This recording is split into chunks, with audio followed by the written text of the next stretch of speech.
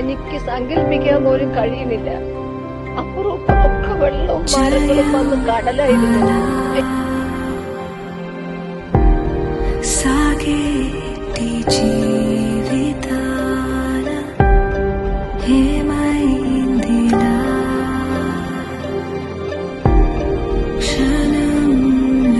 നമുക്കറിയാം, കേരളക്കരയാകെ കണ്ണീരിലഴ്ത്തിയ ഒരു സംഭവങ്ങളാണ് കഴിഞ്ഞ ദിവസങ്ങളായിട്ട് നടന്നുകൊണ്ടിരിക്കുന്നത്. പ്രത്യേകിച്ച് വയനാട് പ്രദേശത്ത് വലിയ ഉരുൾപൊട്ടൽ സംഭവിച്ചിട്ടുണ്ട്. അപ്പം കേരളക്കരയും മലയാളികളും എല്ലാം ഒത്തൊരുമയോടുകൂടി നിന്നുണ്ട്.